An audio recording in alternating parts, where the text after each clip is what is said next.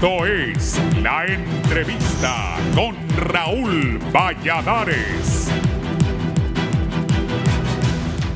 Los hechos de violencia consumados en homicidios, masacres y accidentes de tránsito repuntan en estos días de diciembre y parecen un reflejo de las cifras que ambos flagelos dejaron durante el primer semestre de este año. A pesar de la siniestra presencia de la pandemia del COVID-19, sus miles de contagios y muertes en todo el país.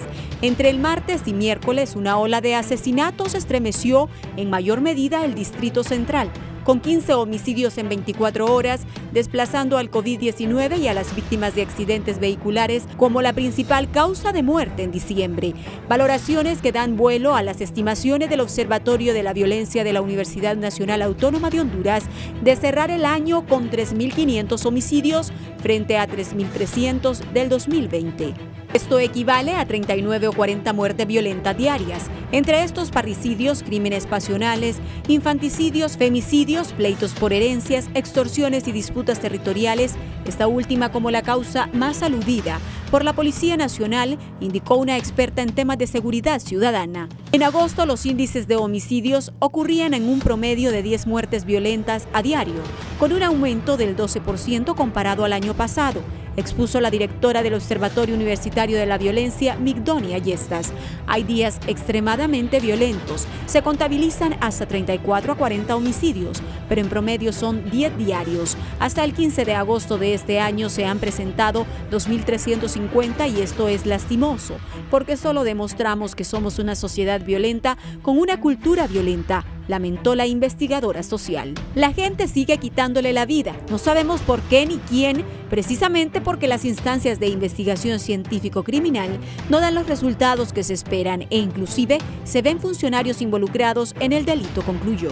El territorio nacional también muestra un aumento de homicidios múltiples, sumando a mediados de noviembre 163 víctimas, entre ellas 134 hombres y 29 mujeres. A pocas semanas de las elecciones, la violencia política aportaba 68 homicidios a este escenario rojo.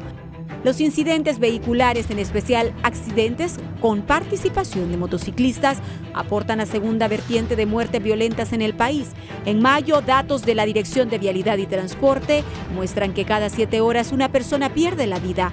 La causa frecuente es la irresponsabilidad de algunos conductores. Al cierre del mes de noviembre, Vialidad y Transporte reportaba más de 8.000 accidentes de tránsito con un saldo de 1.300 personas fallecidas y más de 2.300 lesionadas frente a 1.277 muertes registradas el año anterior. Asimismo, en más de la cuarta parte de los eventos estuvo involucrada una motocicleta, que más del 25% de los casos se debió a atropellamientos y el 14% a despistes. La mayoría de muertes violentas irrigaron con sangre las calles y carreteras de los departamentos de Cortés, Francisco Morazán, Atlántida y Lloro. La excepción ha sido, gracias a Dios, que no reportó ningún fallecido.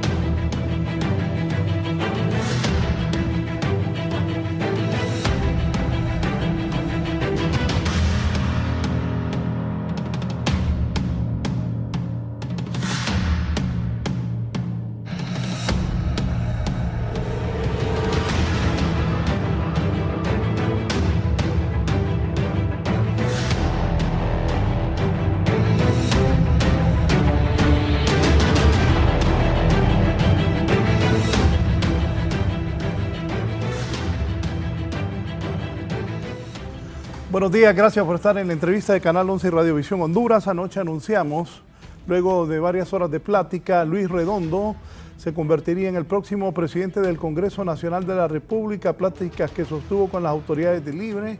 Tendría ya la venia de la presidenta electa Xiomara Castro de Zelaya en el noticiero de Fernando Arteaga y de la compañera Leila Bendaña.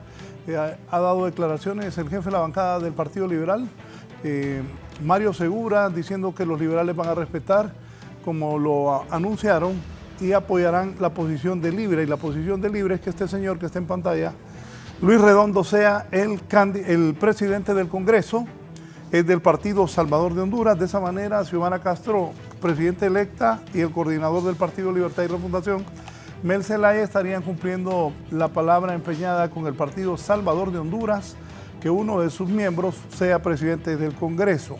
Narrala es uno de los 3 designados a la presidencia de la República, de acuerdo a las leyes del país, pero la noticia sin duda que ayer Luis Redondo ha llegado a un acuerdo para ser el presidente del Congreso de la República. Eso será la noticia que a lo largo del día se va a manejar, pero esto ha sido confirmado.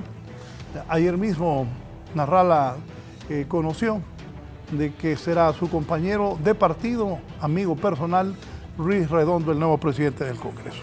Bueno, eso en cuanto a la política. Ahora vamos a el recrudecimiento de la violencia en el país. También la gente no entendemos. La segunda causa de muerte de Honduras, en Honduras, es por los accidentes de viales. Tengo 4 distinguidas personalidades que conocen muy bien de esto, de la violencia, y también que me hablen hoy de esto de los accidentes de tránsito. Está don Germán Licona, es experto en temas de seguridad. Bienvenido, abogado. Gracias, Raúl.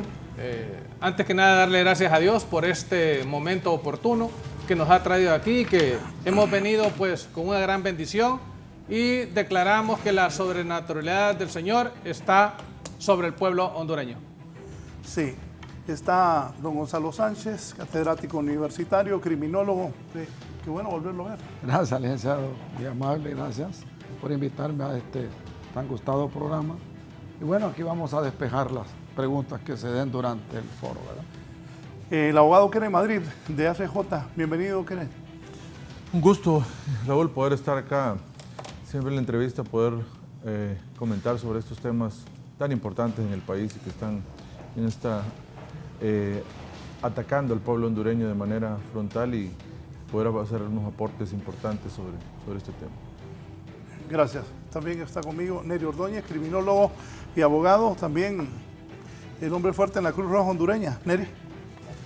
Gracias por ese elemento. Muy bien, yo creo que en los últimos días, y a pesar de que en diferentes épocas hemos visto el recrudecimiento de la delincuencia, este es el momento de poder reflexionar y ver qué es lo que está fallando. Si es que nos hemos ido deshumanizando poco a poco, donde ya prácticamente ver cantidades de personas fallecidas y videos prácticamente que a minutos sale la persona que ha fallecido dantescamente. Si lo vemos con la parafernalia que lo están haciendo, entonces yo pienso que es de preocuparnos. Para eso estamos, para tratar de agregar un granito de arena a la sociedad y así poder evitar ese tipo de hechos que traen mucho dolor hacia la ciudadanía hondureña. Quiero que esto lo hagamos como platicado.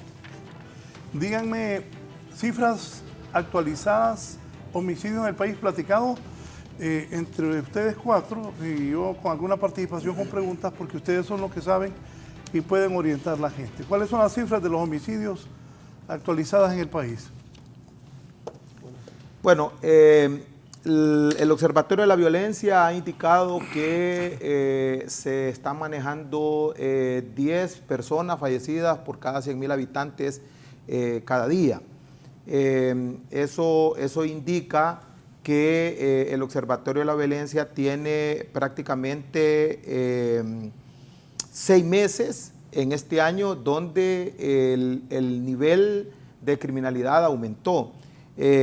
Los patrones que se estaban manejando prácticamente en el mes de marzo era que existían el fallecimiento de más de 10 personas diarias, claro, son las que en ese momento se llega y se hace el levantamiento, pero al día siguiente aparecen embolsados unos, otros encostalados, otros ensabanados, otros descuartizados, y las famosas masacres que se realizan en lugares ocultos donde no hay cámaras, donde prácticamente los llevan en vehículos para no tener testigos. Entonces ese patrón empezó a variar, ya no eran los fines de semana.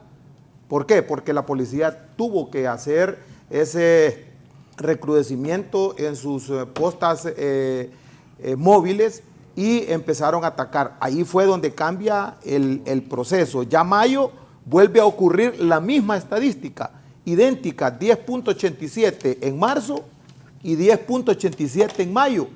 Entonces aquí empieza a ver que la delincuencia dice, ok, si los patrones de la policía son estos, bueno, cambiémoslos, utilicemos este patrón. Y viene junio y se eleva aquella cantidad de personas fallecidas. Usted recuerda que estuvimos en un programa donde eran 12.73. Ha sido el mes más alto en el cual ha existido la cantidad de personas fallecidas, donde prácticamente solo un fin de semana hubieron más de 30 personas fallecidas.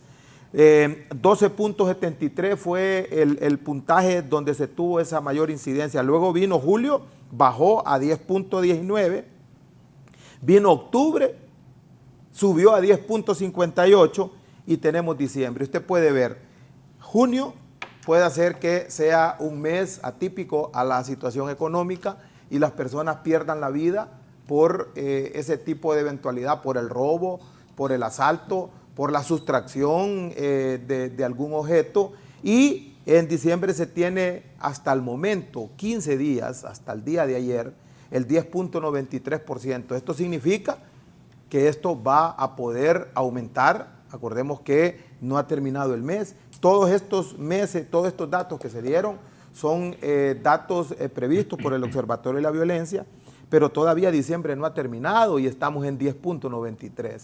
¿Qué pueda suceder al finalizar el año? Puede ser que el sistema policial cambie su patrón y pueda poner junto con el ejército otra metodología que dé resultado en los mercados, que dé resultado. Pero ¿qué sucede?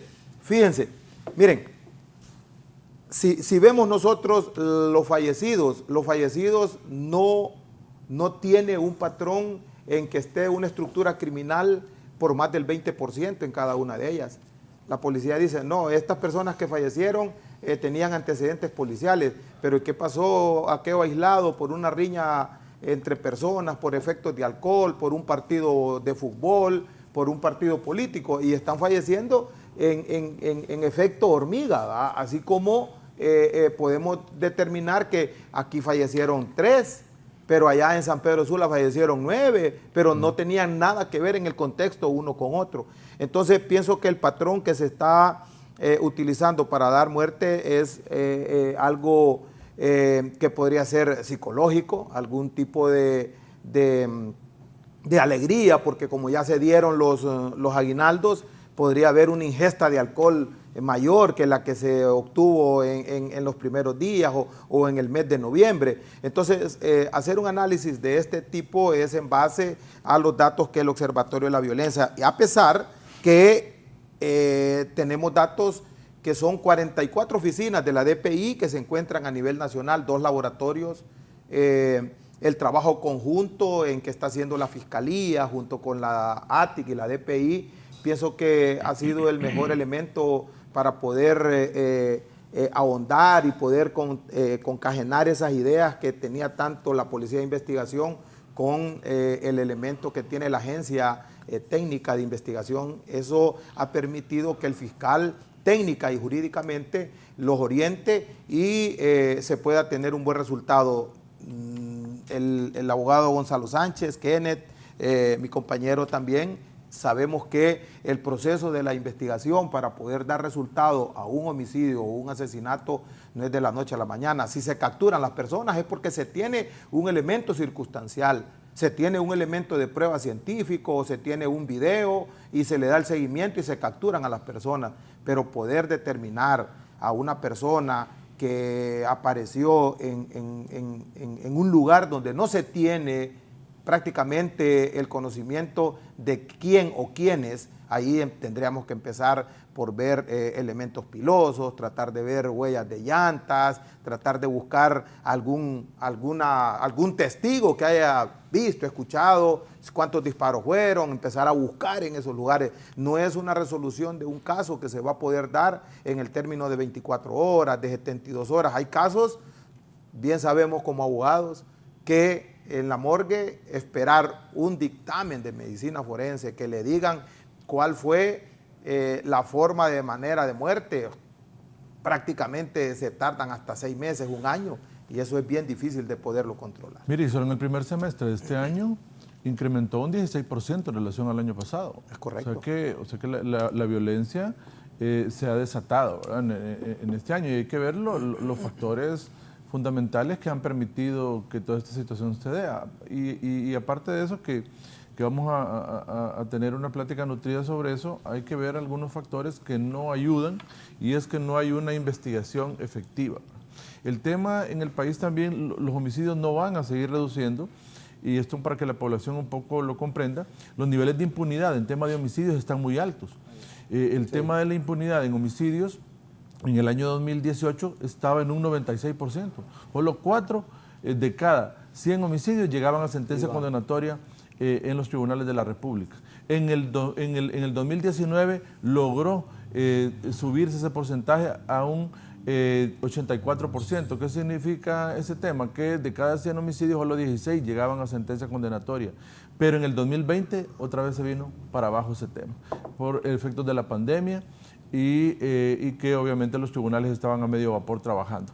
Esa situación obviamente no abona a que los homicidios van en el país. Si en este país supiésemos que el que la hace la paga, y que efectivamente el que incurre en un atentado contra la vida o la integridad corporal de las personas y hay una investigación efectiva, hubiesen equipos integrados que trabajan de forma efectiva en las primeras 72 horas de la investigación, recordemos que el tiempo que se tarde la verdad que huye. Correcto. En una investigación, y si no se logra encontrar al verdadero responsable en el menor tiempo posible, entonces eso prácticamente va en detrimento de la investigación. Hay un tema que todos sabemos que es de prevención general, que cuando una persona va a cometer un delito y sabemos que tarde o temprano va a ser encontrado porque hay un sistema eficiente en el país de investigación, prácticamente es un disuasivo para poder cometer un ilícito. Pero al momento de que se sabe que los niveles de impunidad están altos, están elevados, y por eso hablamos de un dato que aumentó solo en el primer semestre de este año un 16% los homicidios en relación al año anterior, entonces ese es un aliciente para las personas que cometen estos ilícitos o están pensando en realizarlos. Y en ese semestre 2 meses prácticamente fueron los que elevaron, porque enero, febrero, todavía eran, de ahí entró marzo, abril y mayo, ya en junio se elevó, fue el mes que se tuvo la mayor cantidad de personas fallecidas con arma de fuego, ¿verdad? Es correcto, y yo solo quisiera también adicionar algo para la discusión. El tema, ¿sabe cuál es también? Que tenemos carencia de análisis criminal en el país. Muchos de los casos que se trabajan de forma aislada y no tienen una correlación entre sí, y es difícil resolverlos de esa forma. Necesitamos análisis criminal en el país, necesitamos que las autoridades comprendan que se debe invertir en investigación, se debe invertir fuerte para poder desarticular redes criminales en materia de análisis criminal. Mire, solo en Guatemala, recientemente estuvimos visitando allá el Ministerio Público, solo en Guatemala hay 400 personas en la capital, en Ciudad de Guatemala, dedicadas al tema de análisis criminal, a investigar los comportamientos, las redes, cómo vincular un caso con otro. Y así es como se trabaja efectivamente en investigación para usted poder encontrar a los responsables, solo en tema fuerte de homicidios. Solo en la ciudad capital. Solo en la ciudad de Guatemala. 2.934.000 habitantes tiene Guatemala. Ya están llegando, casi a los 3 millones. 3 millones. Sí, sí. Ajá, entonces, ¿cómo es posible que acá no le demos importancia a esos temas y no podamos invertir fuertemente en el tema investigativo? Todo esto va vinculado. Y acá, ¿Es un reto para este gobierno, abogado? Claro, es un gran reto y lo hemos dicho. Un reto fundamental del nuevo gobierno es invertir fuertemente en la investigación y reducir los homicidios. Ese es un tema fundamental. Si el nuevo gobierno no toma esto como una bandera de lucha fuerte, prácticamente el tema de seguridad pierde un poco de relevancia, porque ahí es donde va enfocado. Libre ha dicho que no se debe derramar una gota más de sangre en todos los hondureños. Entonces ahí es donde debe enfocar fuertemente su trabajo. Abogado Gonzalo. Bien, buenos días. Comparto en su totalidad con lo expuesto por los compañeros. Yo solamente voy a dar algunas cifras, por ejemplo, de las muertes por año. En el 2019 se produjeron 4.094 muertes en el 2019. En el 2020 se llegó a 3.598 muertes y luego se redujo a 3.325. Y ahora en lo que va del 2021 está en 3.460 muertes. Aquí es importante, ya lo manifestaron los compañeros, aquí decimos se elevan desproporcionalmente los niveles de criminalidad, sí, pero es que allí incluimos también los accidentes de tránsito, sí, que hay muchas muertes por accidentes de tránsito. También incluimos ahí las muertes suicidas, que eso está fuera del ámbito de lo que es la Policía Nacional, los suicidios. Y luego también están las muertes por la ingesta de alcohol. Muchas muertes se producen porque hay un exceso en la ingesta de alcohol y ahí se producen muchas muertes. Y luego también que están las muertes producidas por el crimen organizado, como ya sabemos, ¿verdad? Por la extorsión, por la pelea de territorio y por la venta de droga. Eso. Pero yo soy del criterio, y la criminalística ya lo dice, existen dos formas de frenar la criminalidad, o paliar por lo menos la criminalidad. Son dos. La primera, que el Estado cuente con una policía de prevención debidamente fortalecida, capacitada, entrenada, con toda la logística, para evitar eso, para que sea disuasivo, que la persona que pretende cometer un delito lo piense dos veces, porque dice, no, la policía preventiva la voy a tener inmediatamente encima.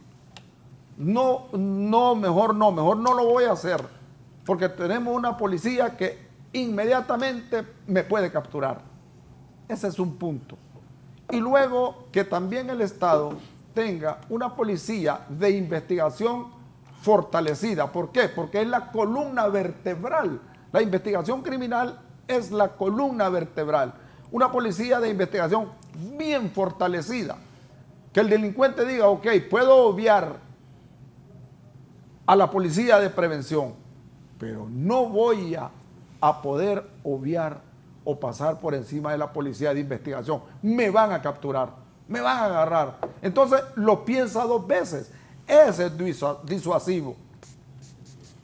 ¿Qué es lo que ha sucedido actualmente? Y en esto yo no pretendo defender a nadie, pero que la investigación ha sido el talón de Aquiles en este país, ya eso, dejémoslo un poquito. La policía de investigación hoy día está bien fortalecida, tiene una buena estructura. Me refiero a infraestructura, tiene 2 laboratorios criminalísticos, creo, yo los visité, sí.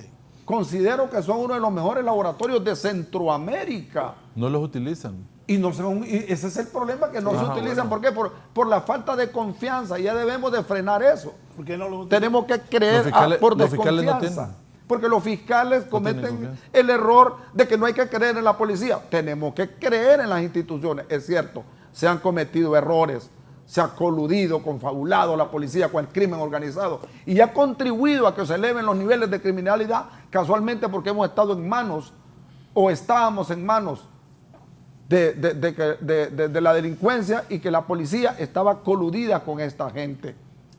Sin embargo, eso no quiere decir que no se está trabajando. A diario vemos que la policía está capturando. Tenemos ahora ya 2 laboratorios, como dije, criminalísticos, que deben utilizarse.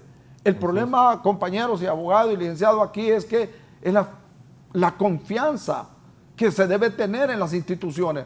El Ministerio Público dice que no cree, entonces vamos a creer solamente en los dictámenes que emite el Ministerio Público. Yo siempre he dicho, una policía sin laboratorio forense o criminalístico es como un cuerpo sin cabeza. Las policías científicas tienen que tener su laboratorio como al efecto lo tienen. Y si vemos a diario, se está capturando personas. Pero se nos ha olvidado algo muy importante. Estamos enfrentándonos contra un monstruo de 1000 cabezas. Un crimen que el crimen lo dejamos crecer, la delincuencia. Y yo culpo en lo personal a los políticos anteriores que no se preocuparon por la seguridad interna del país. No se preocuparon, descuidaron la policía, se corrompió la policía. ¿Por qué? Por sus intereses políticos, yo siempre lo he dicho. Se olvidaron de la policía, se olvidaron de la seguridad nacional del Estado. Nos dejaron a los ciudadanos prácticamente solos, a excepción del presidente Zelaya, que fortaleció la policía, contrató un buen número de policías el presidente Zelaya, y el presidente don Ricardo Maduro, que enfrentó frontalmente a la delincuencia. Y eso lo sabemos todos, pero el resto yo no doy fe. No se preocuparon por la seguridad y nos llevaron a esto, a que la delincuencia fuera creciendo a unos niveles tan grandes que hoy que se pretende combatir es sumamente difícil. Tenemos agencias como Fusina, la Policía Militar, la DPI, la ATIC, Antipandillas. Tenemos una serie de agencias policiales y la sociedad se pregunta, ¿por qué entonces no frenamos la delincuencia? ¿Por qué no se frena la ola de criminalidad? La respuesta es sencilla. Nos estamos enfrentando a una delincuencia organizada, un monstruo de 1000 cabezas que podemos decapitar una, pero quedan 999. Abogado Licona. Sí, buen día, gracias. He estado escuchando a los compañeros en relación a las estadísticas y todo lo que se ha venido dando a conocer en relación a la inseguridad que el país ha presentado en los últimos años. No obstante, yo quiero resumir todos estos datos en algunos aspectos importantes que nos han señalado los organismos internacionales. Hay un alto índice de impunidad que no nos permita a nosotros tener disuasivos, tener la eficiencia y la eficacia para poder atacar todo el delito en todas sus manifestaciones. Bien reconocemos que ha habido una mutación del crimen organizado, del crimen común, pero también hay otros aspectos como indicadores importantes de la corrupción.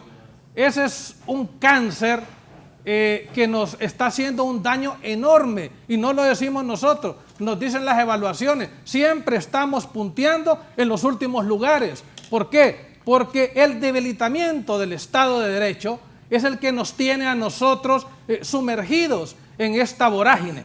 Quiero darle el dato aquí de los factores a Raúl que se toman en consideración para evaluar el Estado de Derecho. Y si vemos en el acápite número 5, el orden y seguridad, vemos que no hay un control efectivo de la delincuencia.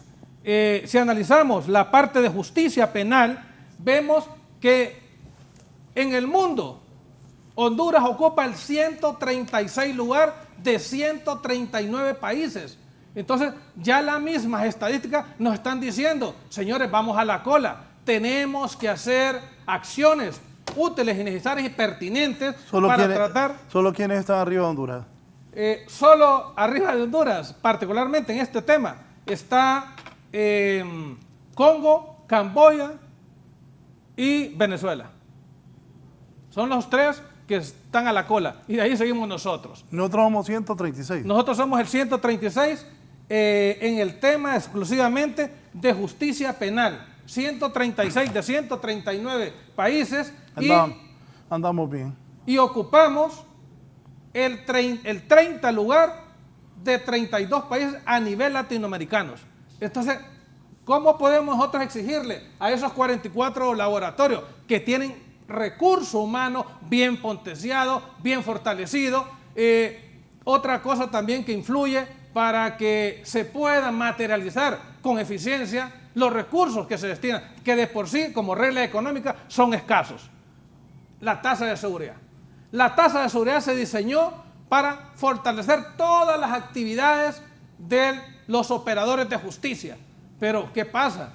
Hay una ley de secretos que no permite saber en dónde se están invirtiendo esos recursos. Aquí no sabemos hacia dónde van dirigidos, si va mayormente a las Fuerzas Armadas, a inteligencia o a la policía en aspectos logísticos. Y recordemos que ¿de qué sirve manejar más de 25.000 millones que han manejado desde el 2012 esa tasa de seguridad cuando vemos que podrían tener sus equipos adquiridos y los han estado alquilando, dándole negocio y contratos leoninos a personas que en realidad no han abonado para que la seguridad sea más eficiente? Y algo importante, la justicia penal tiene que liderar este esfuerzo, claro, con el acompañamiento de la investigación, con el acompañamiento de fiscales probos que preparen, que vayan con dientes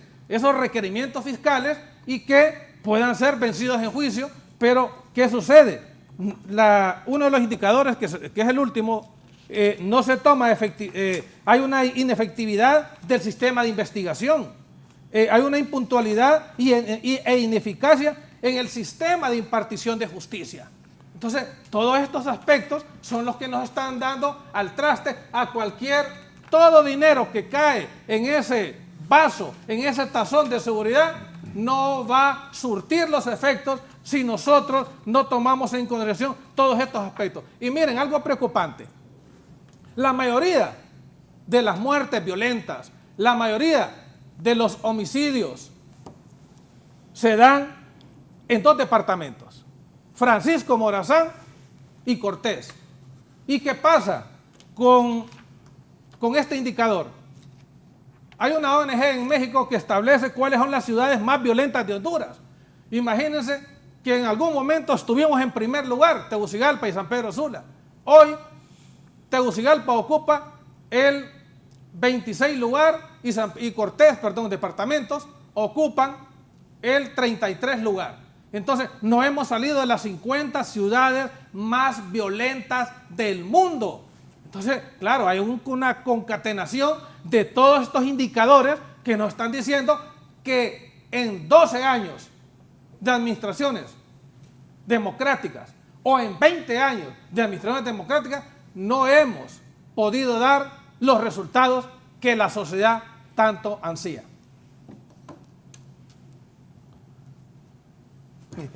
Porque nos quedamos callados de todo. Ajá. No. ¿Y entonces?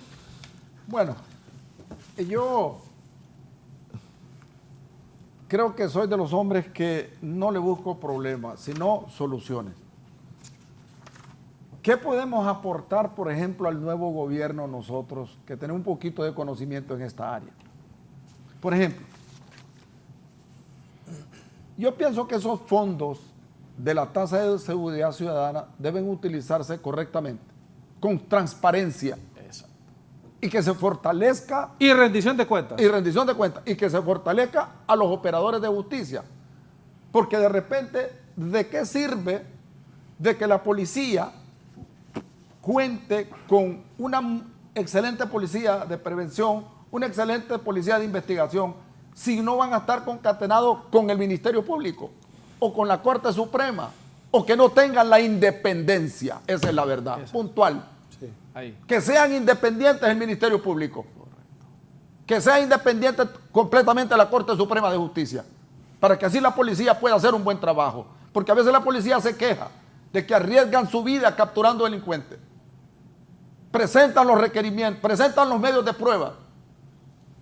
Y cuando llegan a los tribunales de justicia, quedan en libertad. Entonces dicen, es que queda el trabajo de nosotros muchas veces.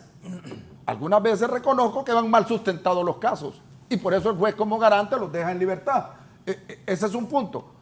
Pero también hay veces que La policía no se explica que captura de repente delincuentes, los hace en la cárcel y cuando de repente acuerdan, los capturan y andan libres. Nuevamente andan en las calles otra vez. Entonces, y esto como eso lo capturamos y remitimos las pruebas.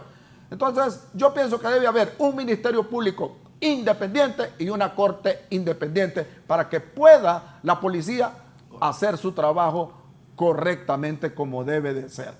También en cuanto a estas agencias nuevas que se crearon, que ya las mencioné, la DPI, la DIC, Fusina, Maras y Pandillas, Policía Militar, etcétera, etcétera, para mí deben continuar operando, pero bajo la tutela de la Policía Nacional, no del Ejército, que no dependan de los militares, sino que dependan directamente de la Policía Nacional. Repítame eso. Sí. Marcalo, por favor. ¿Qué? Es que eso va a pasar. Y me hacen una eso va a promoción pasar. de eso, por favor. Que estas ¿Qué instituciones, va a pasar? como la Policía Militar, Fusina, Antipandillas, estas instituciones deben de pertenecer directamente o estar adscritas directamente a la Policía Nacional y no al Ejército como actualmente está sucediendo. Porque necesitamos fortalecer la policía. Entonces, para mí que no desaparezcan, pero que pasen en su totalidad a formar parte de la Policía Nacional como apoyo. Eso es importantísimo. Y que en estos cargos también se nombren a las personas idóneas. Estoy de acuerdo que se nombren personas honestas, honorables, pero sin conocimiento. Entonces no van a hacer crecer las instituciones. Son honestos, son honrados, pero no hacen crecer las instituciones. ¿Por qué? Porque no son estadistas. No dan el ancho en los cargos. Entonces yo creo que debe ser una persona idónea, con conocimiento en el área, mucho conocimiento en el área de investigación o en el área de prevención, pero que también sea honrado, para que no se vaya a coludir con la delincuencia común y con la delincuencia organizada. Ahí, esa parte es importante. Dice Carlos Moisés del CID, sí. Raúl, ¿de qué sirve armar hasta los dientes a policías que en sus tiempos libres algunos se dedican a la extorsión y al sicariato? Debe existir más control. Mire, sí, perdón, solo 30 segundos. Es decir, otra recomendación al nuevo gobierno, fortalecer la DIDAPOL. ¿Por qué? Porque en Honduras ya es tiempo que exista una verdadera oficina o dirección de asuntos internos que controle, que supervise, que ande muy de cerca el accionar de la policía, de los policías. ¿Por qué? Porque si los han dejado al libre albedrío, entonces se corrompen. No tienen temor, pero si saben que asuntos internos, que incluso infiltren, como hacen en los Estados Unidos, en otras policías científicas, infiltran agentes en las diferentes direcciones para poder identificar quiénes son aquellos policías que se están saliendo del marco de la ley, que se salen del marco de la ley. Entonces, claro, va a haber un temor. Los primeros policías que capturen y los pongan a la orden de la fiscalía por haberse coludido o cometer delitos, los demás lo van a pensar. Entonces, que se fortalezca la DIDAPOL para que se convierta en una verdadera oficina, ¿verdad?, de asuntos internos como existe en otro país, para que anden muy de cerca los policías y evitar que se corrompan. Gracias. Sí, es que, mire, el tema es que se ha invertido mucho en reacción, se ha invertido mucho en las fuerzas de reacción, pero se han descuidado los otros niveles de trabajo en la Policía Nacional. Mire, el tema fundamental y en las actividades operativas y la forma de trabajo que deben de llevar a cabo los operadores de justicia. Se ha descuidado la inversión que se debe dar en Ministerio Público, sí, en Poder Judicial. Y mire, la presencia fiscal es necesaria. Entre más fiscales hay y estén cubriendo el país, mejor instrucción. Recuerde que los investigadores no trabajan solos. Ellos trabajan con la dirección técnica del fiscal. Y nosotros somos del criterio y estamos en la medida que podemos trabajando también en forma de poder desarrollar proyectos ahora. Miren, nosotros somos fervientes creyentes de que debe mejorar la forma de estrategia de trabajo del Ministerio Público con los investigadores y deben de crear equipos integrados, que sea el mismo equipo que levanta la escena del crimen, el que trabaje directamente las primeras 72 horas de investigación, que no pierda el hilo conductor del trabajo. Así era antes. Exactamente, entonces, ¿pero qué? Necesitamos más investigadores, más fiscales también para que trabajen, que se reúnan a las primeras 24 horas, que se reúnan a las siguientes 48 horas y que se reúnan a las 72 horas, es decir, que no dejen solo al investigador trabajando ahí a su sano saber y entender, sino que reciban esa dirección técnica efectiva para poder trabajar adecuadamente. Pero eso también necesita inversión de recursos, porque necesitan más equipos integrados de trabajo, más equipos capacitados, ocupan obviamente más equipos para poder levantar y procesar las escenas del crimen de forma adecuada, preservar la evidencia, embalar correctamente y obviamente que también medicina forense y protocolos de trabajo y de actuación adecuados para que también se procesen todas las pericias necesarias en los laboratorios de la Policía Nacional también. Al final, usted tiene que confiar en toda la cadena de los operadores de justicia. Usted no puede pensar que un operador de justicia va a emitir un dictamen si ahí lo emite falsamente o omite uno de las actuaciones necesarias que ya manda la ley, pues será responsable por esas circunstancias. Pero no puede partir de un hecho por no creerlo válido o que va a incurrir ese operador de justicia en algo no correcto. Entonces, a partir de las actuaciones de buena fe, esos protocolos de actuación integrados deben de trabajarse adecuadamente, permitir que las estrategias de trabajo mejoren, sean adecuados y que los operadores de justicia se articulen para poder trabajar mejor. Si eso se da en esta administración y de la facilitación que se pueda dar por parte del Ejecutivo con los recursos necesarios y el Congreso Nacional también ayudando, estas instituciones van a mejorar su trabajo, van a mejorar su estrategia de función y la Policía Nacional trabajando de la mano adecuadamente con esas instituciones va a mejorar sin lugar a dudas la estrategia de seguridad en el país y eso se va a ver reflejado en una reducción de los homicidios en el país. Eso es adecuado. Claro, y mire... Solo este dato dice, Raúl, la DIDAPOL debe hacer investigación de estados bancarios mensuales de todas las cúpulas policiales y militares.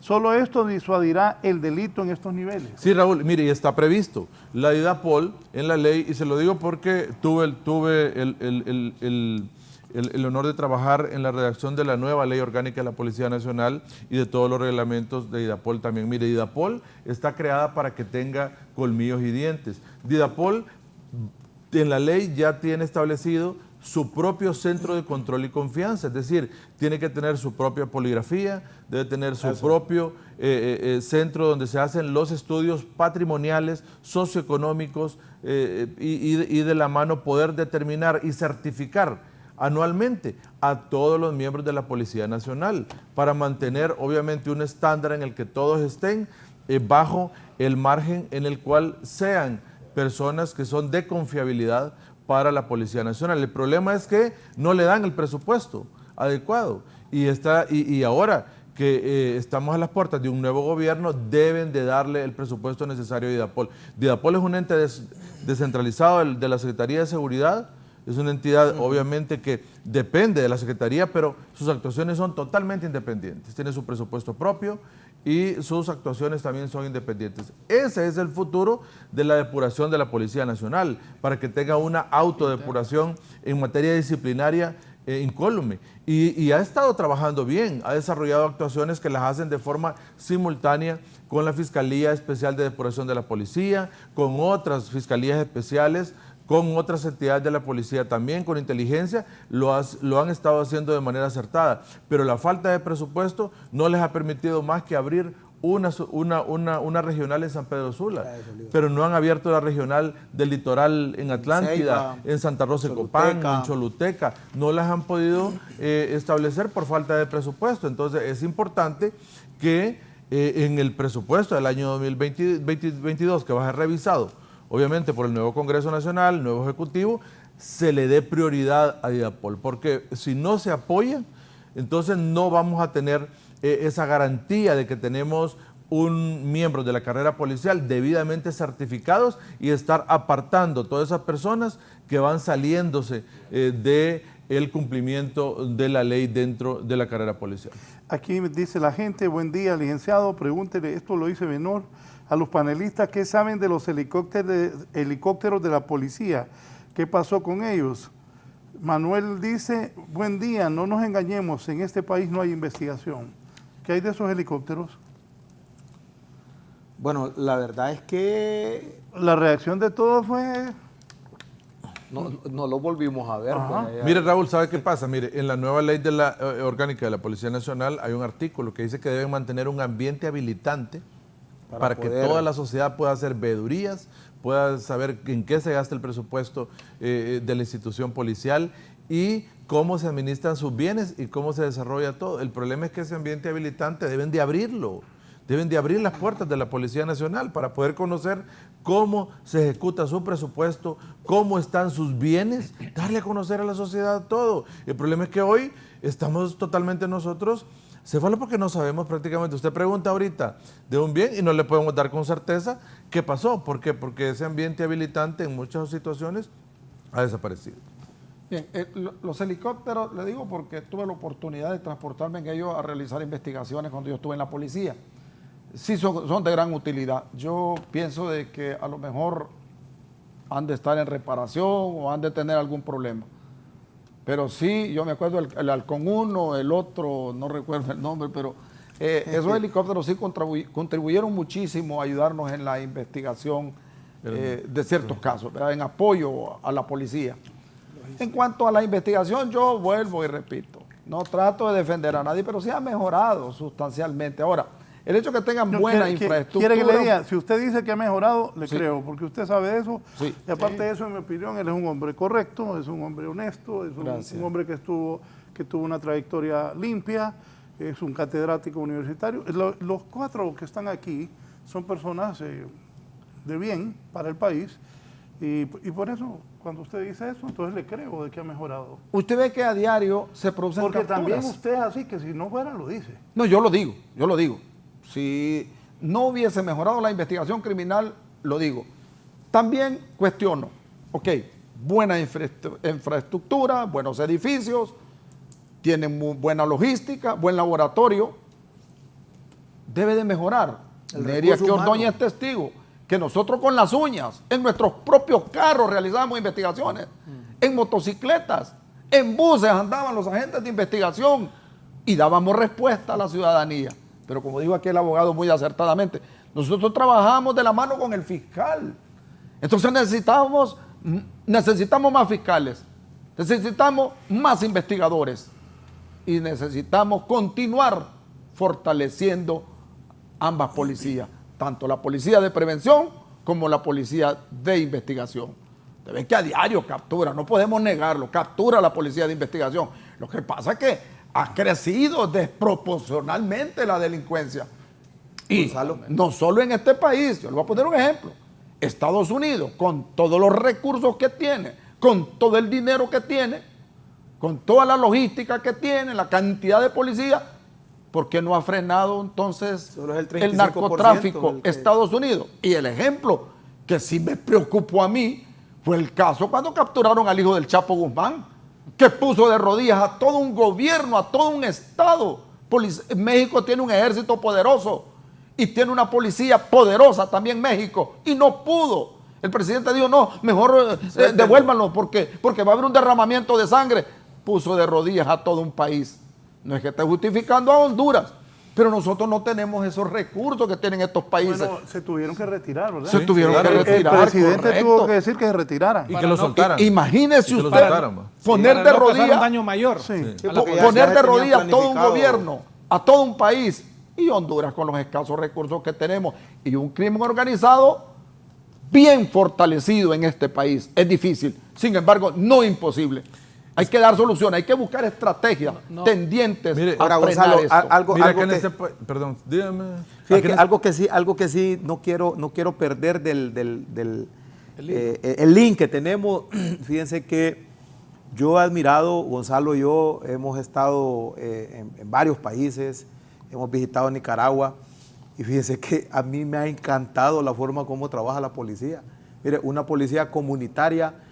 Nosotros al principio decíamos, no, es que ahí no hay mara porque ahí le dan de un solo la policía. Y la verdad es que sí, hay mareros, hay estructuras criminales, de todo, porque es un país por donde también tiene que pasar, circulan de América del Sur al norte y viceversa. Pero algo importante, nos comentaba en aquellos tiempos un subcomisionado y nos decía, Neri, aquí el éxito de nosotros no es porque tengamos un arma que tenga la capacidad de reaccionar diferente o mejor que las que tienen los demás países de Centroamérica, que es la K-47. Aquí simple y sencillamente el secreto que tenemos es que el policía es amigo del ciudadano, el policía es compañero del ciudadano. Si ese policía va por la calle y ve que está sucediendo algo, inmediatamente hace lo correcto, lleva a la comisaría, pone a la orden de... Hay alguien ahí. Y miren, con la precariedad que se tiene de la economía y de lo que hablamos muchos, cada posta policial ellos tienen un asesor jurídico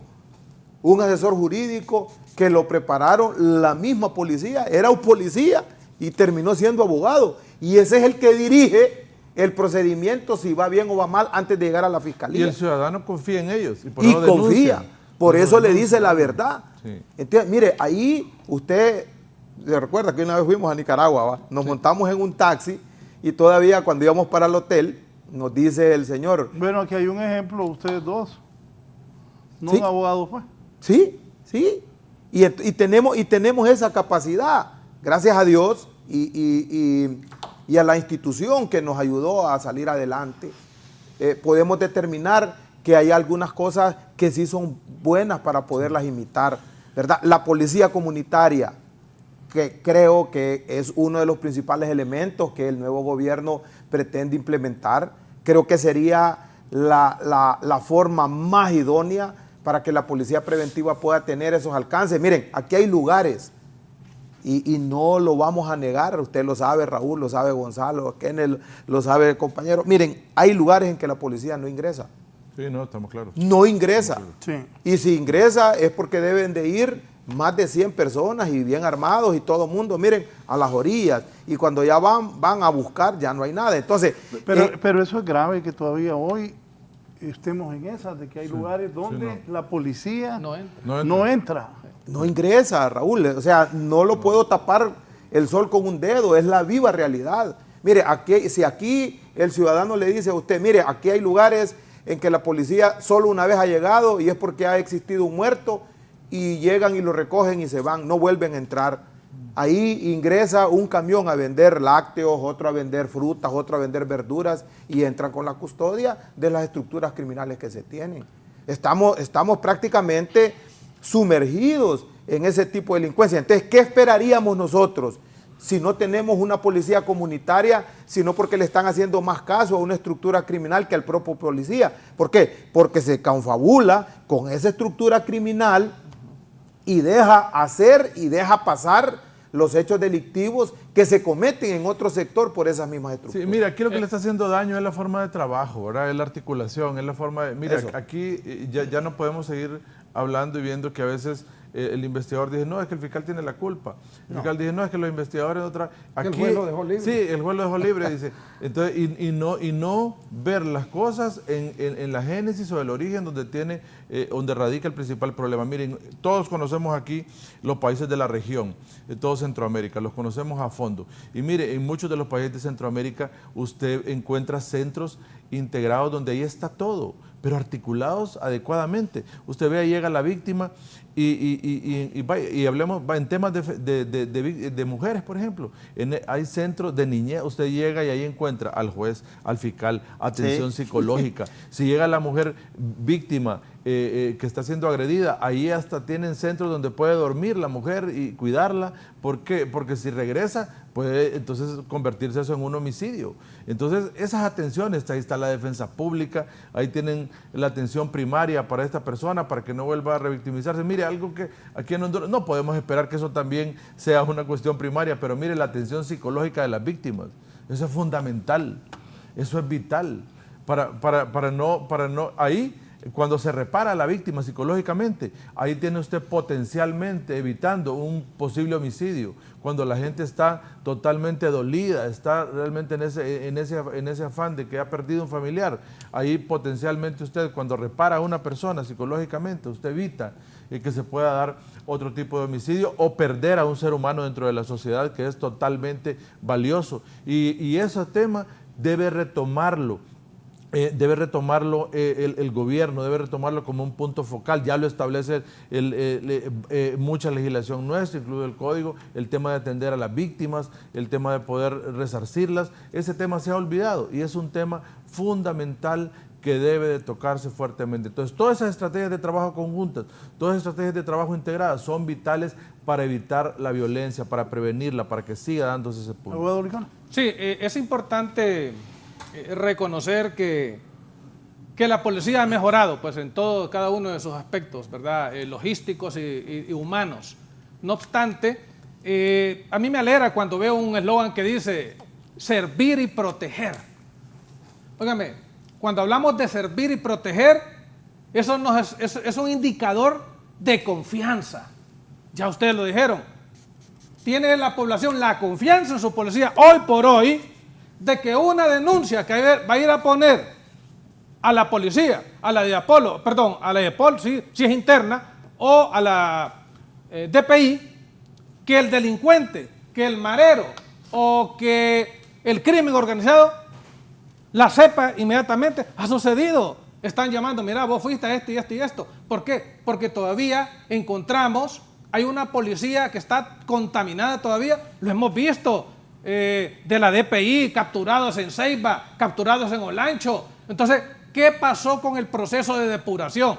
Bien decía Kenneth, se inició un proceso ya por el 2012 con la tasa de sociedad para fortalecer los aspectos logísticos, pero ¿qué pasó durante el proceso? Que se pusieron las personas idóneas, se nombraron las personas idóneas para hacer la depuración.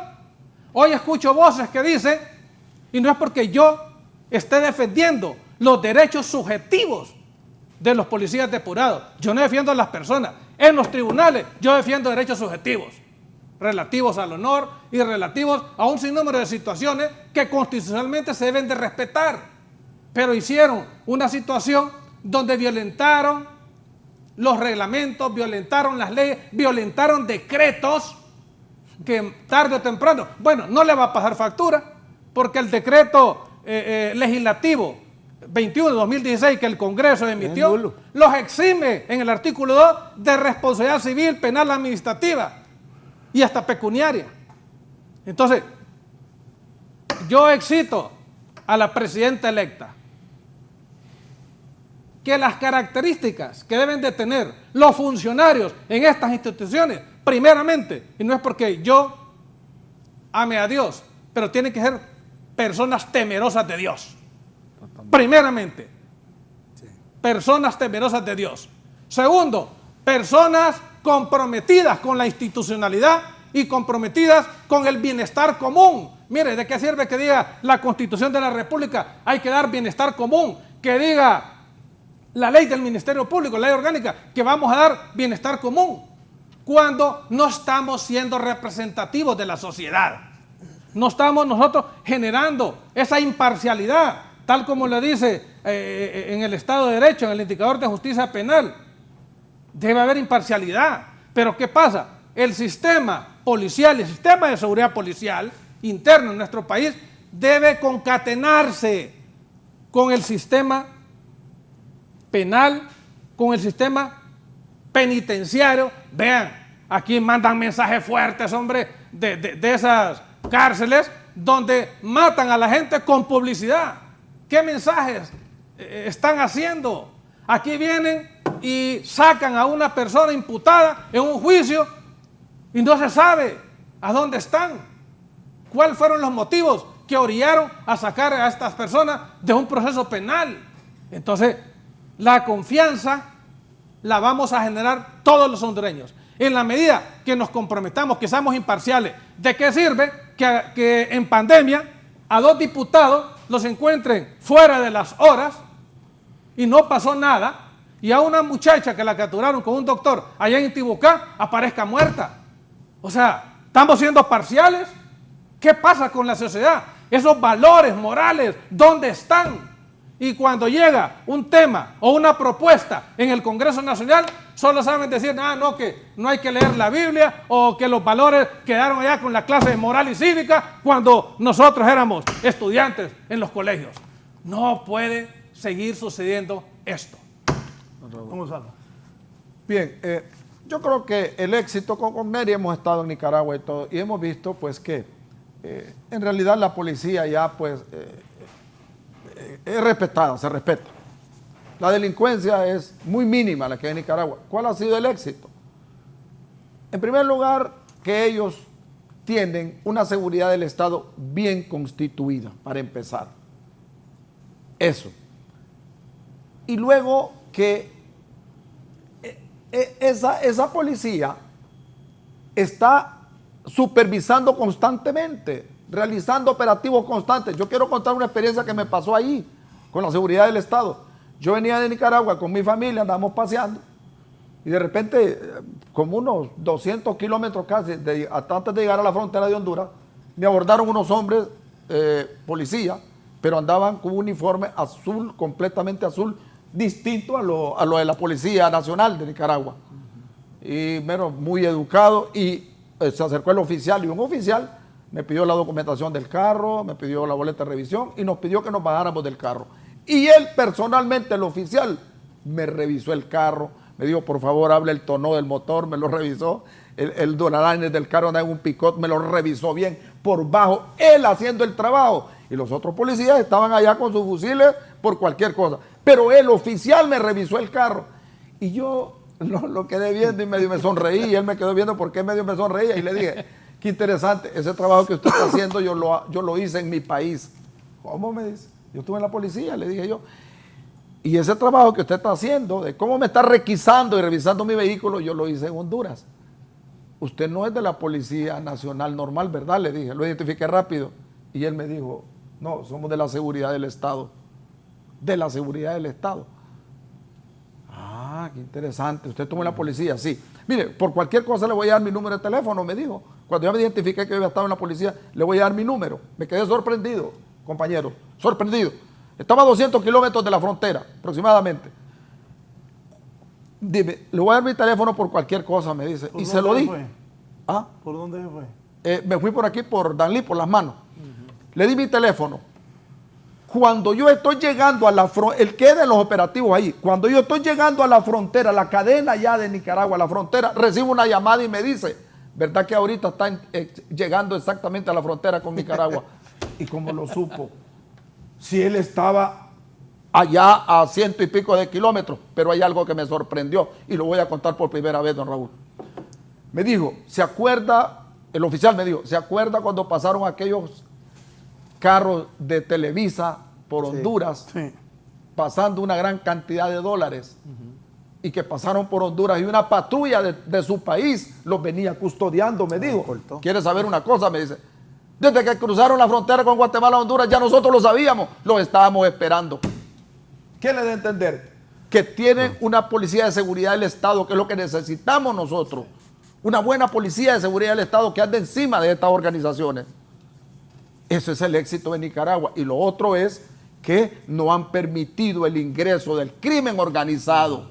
Es que a nosotros los niveles de criminalidad se nos han elevado debido a que se corrompió la policía, para empezar. Y recuerden que el crimen organizado penetra las estructuras. Y cuando digo todas las estructuras de operadores de justicia, no solo estoy diciendo la policía, penetra todos los operadores de justicia. Ellos no lo han permitido.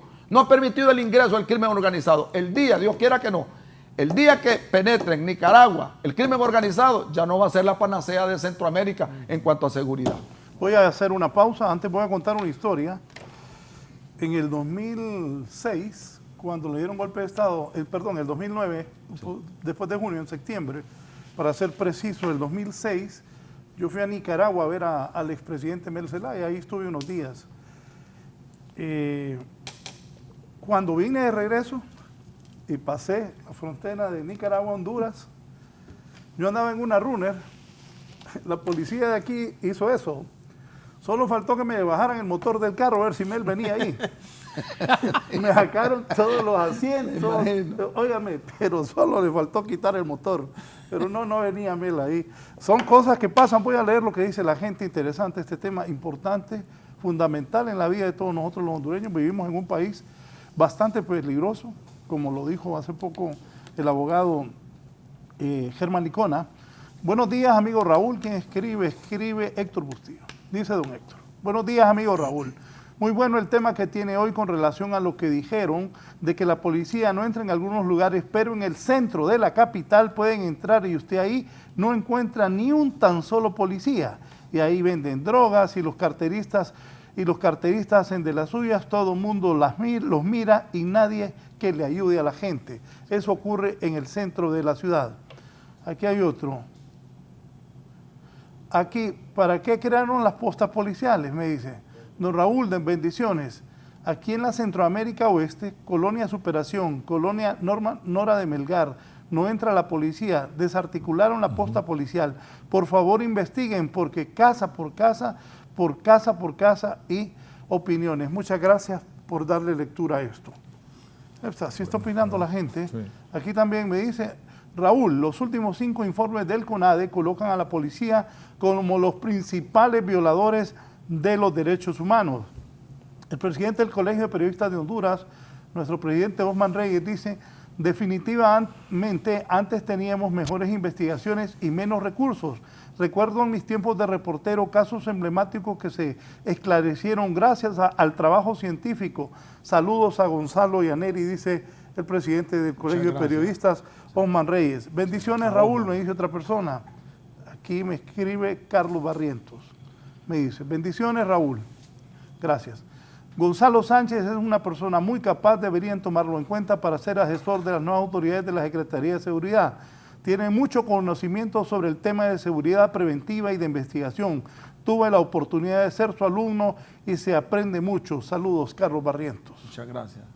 Bien, y parte de lo que la gente sigue escribiendo, me dice aquí Mario López, un abrazo a todos, muy buen programa.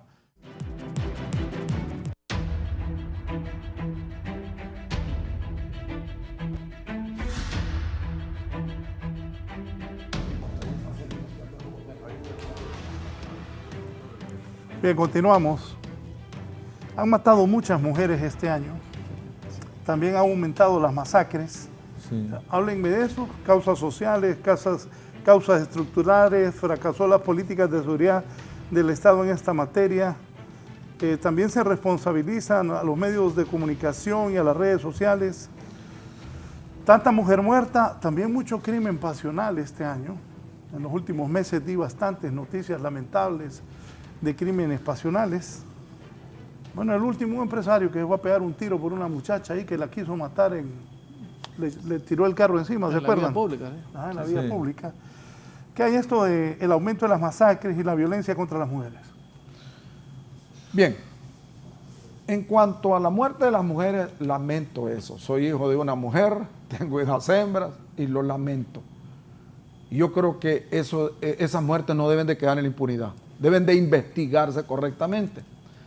Sin embargo, en una entrevista que di la vez pasada dije que también era importante que estas instituciones, ¿ya?, como la protección de la mujer, el INAM, etcétera, etcétera, también tengan campañas en los medios de comunicación, televisivos, escritos, radiales, campañas tendientes a disuadir a la juventud, a las muchachas de que no ingresen a las estructuras criminales, porque ese es otro problema. Ingresan a las estructuras criminales a sabiendas de que ahí corren riesgo de perder su vida.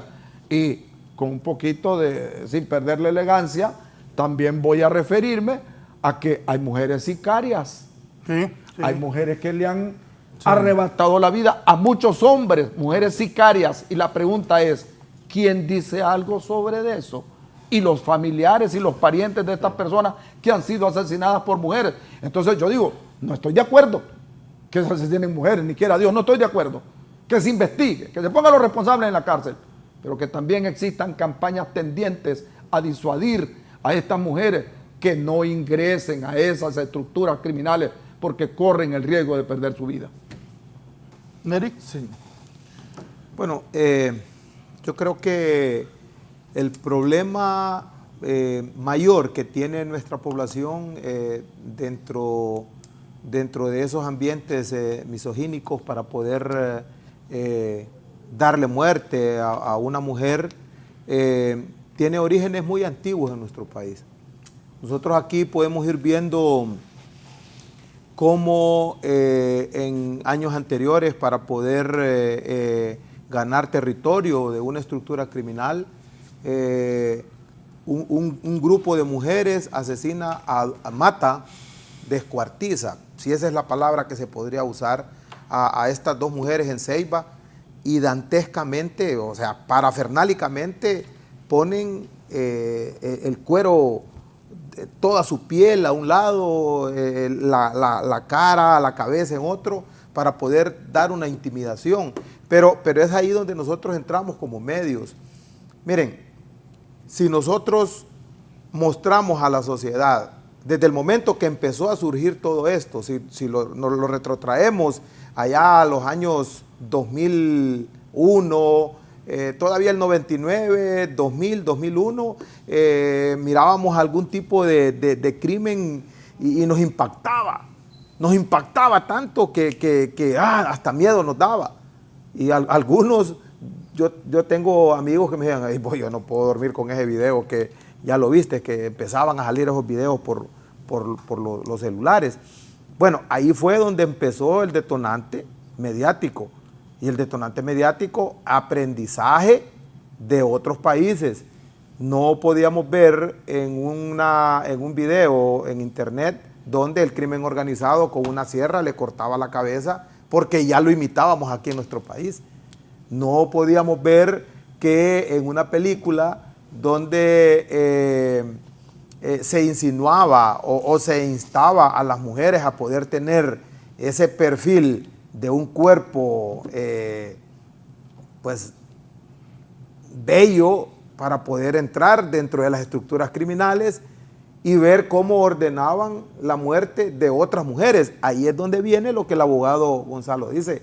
Miren, el sicariato por parte de mujeres se ha dado, ha estado en nuestro país, continúa dándose. ¿Por qué? Porque es una de las reglas que tiene dentro de esas estructuras criminales el poder llegar a ganar prestigio, así como el prestigio que se gana un abogado por su buen trabajo, el policía por su buen servicio. Las estructuras criminales lo tienen, llámese maras, pandillas, llámese narcotráfico, llámese narcomenudeo, llámese lo que nosotros querramos ponerle el nombre violento a esa situación. ¿Y qué trae esto? Esto trae al final muerte. ¿Por qué motivo? Tanto internamente donde ellos, porque el violentar uno de esos, nosotros lo conocemos como preceptos jurídicos, pero ellos lo tienen como una regla de oro.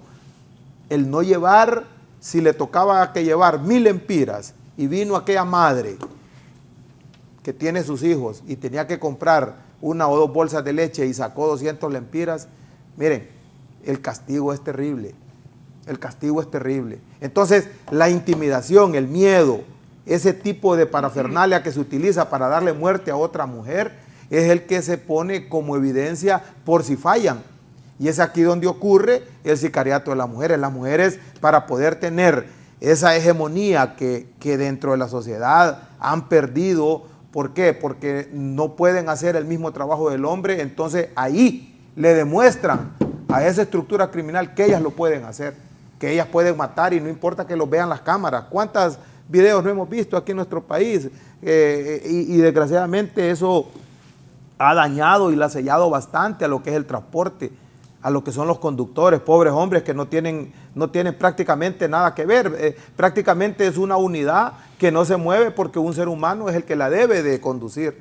Y esa persona, sin saber de que allá a su patrón le están pidiendo una cantidad, entonces él llega y para poder intimidar a él y al resto del grupo, lo matan. Y lo hacen, anda vos, hoy te toca matar 5 personas. Así se les dice. Y va esa mujer y agarra el primero, va a otro lugar, hace el segundo. Y para despistar, lo hacen en diferentes modalidades. ¿Por qué la mujer se permite que ande en motocicleta?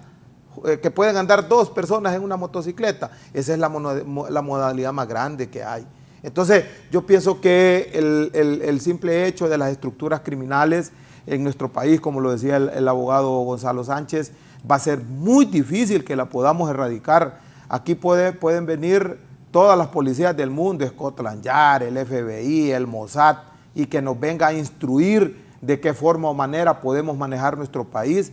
La delincuencia va a tener su propia idiosincrasia. Bueno, yo siempre le cuento a usted de una serie que hizo la RAI de Italia, que se llama Gomorra, esa serie, que mandan al hijo del capo napolitano a entrenarse a Honduras.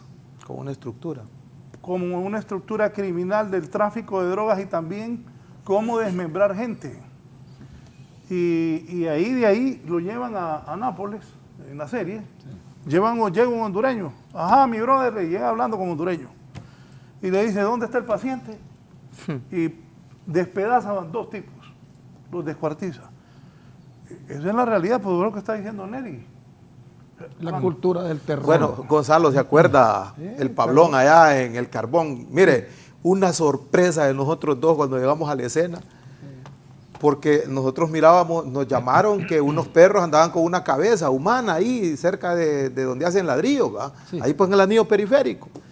Y vamos con Gonzalo subiendo la lomita y sentimos el olor, aquí hay muertos, dijimos. Pero cuando encontramos aquel montón de perros adentro de aquella casa y cada quien iba con una cabeza. Por todo. ¿Dónde fue eso? Aquí en el anillo periférico. Bueno, ese tipo todavía está detenido allá en Santa Rosita porque el hombre estaba demente. Mire, solo él mató 13 personas porque aparentemente todos ¿Solo eran... él? Sí, prácticamente lo guindó y él cuenta que primero les iba cortando... los pies y de ahí iba desarticulando las otras partes para que los otros tuviesen miedo. Es un sociópata. Es un sociópata. Sí. Sociópata. Él está interno todavía ahí en el centro. Todavía, ahí debe quedarse. Pues lo tienen aislado en una sola sala. Sí. Está aislado. Nosotros como criminólogos vimos el caso. Una persona desquiciada. Bueno, es decir... hay una diferencia entre el psicópata y el sociópata. El sociópata mata por placer, pero es una persona normal. Igual que el psicópata, es una persona normal que se desenvuelve normalmente en la sociedad, solamente que tiene el problema que es sociópata. El sociópata mata por placer. Entonces, este caso de este señor no tiene problemas mentales, lo que simplemente es un tipo que mata por placer. Yo tuve un caso bien interesante. Me acuerdo que la policía detuvo a este hombre, ahí creo que fue en el Zonal Belén. Un muchacho intenta encender la motocicleta, pero no la puede encender, iba a darle. Se acerca un hombre y le dice, ¿qué pasa que no prende la moto? No, le dice el muchacho, que mire que ya rato le estoy dando y no la puedo encender. Y como le enciende, no, le dice, voy a tener que subirme y empujarme un poquito para que agarrar impulso y encender la motocicleta. Yo le ayudo, le dijo el hombre, súbase. Y el muchacho se sube en la motocicleta y lo empuja. Increíble ese caso, yo lo viví, porque yo interrogué a ese hombre en la DGIC. Como unos 30 metros el muchacho se fue en la motocicleta, le dio y no le encendió. El hombre se le acercó y le dijo, ¿no le encendió la moto? No, sacó el arma y le dijo, bum, bum, bum, bum, le disparó. Compre una buena moto, le dice, y lo mató. Yo lo entrevisté en la DGIC y le dije, me di cuenta que era sociópata de entrada. Y le dije, ¿usted solo por eso mató a ese muchacho? Sí, porque no andaba una buena motocicleta. Pero le dije yo, ¿pero por qué lo hizo? Ah, me dijo, es que cuando yo le disparo a alguien, me encanta, me trastoca escuchar cuando le hacen el suelo, ¡pof!, que cae. Me encanta eso. Me lo digo enfrente. Sociópata. Y de esos andan cantidad allá afuera. Cantidad de sociópatas. Por eso es que también los niveles de criminalidad suben casualmente. Y quedan impunes cuando no nos damos cuenta de ese tipo de personas que ni siquiera ni siquiera sale a la palestra. Pues. Correcto. Pero es que nos hemos descuidado del aspecto mental de la sociedad también. Lo hemos descuidado. Ese aspecto, mire, aquí ha desaparecido ese tema. Y era algo que antes sí se cuidaba bastante, por lo menos se identificaba, y mire, las instituciones no formales ayudaban mucho a identificar a este tipo de personas. Aparte de que las instituciones formales tenían otro tipo de cuidado también. La escuela, los colegios tenían maestros más responsables, ustedes identificaban a alguien que no andaba en aspectos habituales, lo ponían en alerta, había un poco más de responsabilidad en ese sentido. Y mire, con la pregunta que hacía Raúl, creo que van un poco más de 235 mujeres muertas en todo el país de manera violenta hasta el mes pasado, creo que habrá incrementado. Mire, hay muchos aspectos que lo ponen a reflexionar a uno hoy en día. Claro, mire, a una mujer no se le puede tocar ni con el pétalo de una rosa, o sea, hay una desproporción de fuerzas increíble y ojo, y no todas las muertes violentas de mujeres también son femicidios, ¿verdad? Eso hay que aclarárselo también a la sociedad, ¿verdad? Porque los femicidios únicamente son muertes en las cuales hay relaciones desiguales de poder basadas en género, ¿verdad? O por odio. Exactamente, y que es lo que llaman crimen por odio, pero es por el hecho de ser mujer, ¿verdad? Por el hecho de ser mujer. Entonces, y no todos los casos son de esa manera, ¿verdad? No todos los casos se dan de esa manera.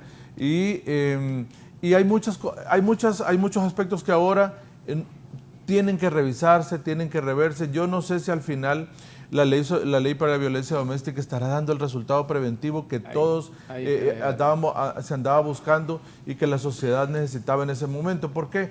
Porque el tipo de sanción que tiene es un tipo de sanción eminentemente no limitativa de la libertad personal, no limitativa de muchos aspectos y prácticamente muchas personas están evadiendo esa sanción, no van a realizar lo que se les envía en las instituciones donde están encargadas. También en ese punto hay corrupción, a veces no cumplen la sanción, sino que pagan, lo hacen en otro lado y a veces ese disuasivo que buscaba la ley contra la violencia doméstica no sirve de nada y vemos que esas personas, ese disuasivo no sirvió y posteriormente ese agresor vino y quitó la vida a esa pareja, a esa persona con quien hacía vida sentimental. Entonces también es un tema que nos permite ver otras experiencias del mundo, reevaluar si ese sistema preventivo mixto que tenemos de violencia doméstica está dando los resultados adecuados y si no, habrá que buscar la forma de tratar de buscar cómo se puede endurecer esa forma, pero sin olvidar que tenemos que ser más preventivos, porque un sistema que busca evitar que mueran más mujeres no es un sistema que es altamente efectivo en el que ya cometió el delito. Esa es una circunstancia, pero lo que queremos es que no mueran las mujeres.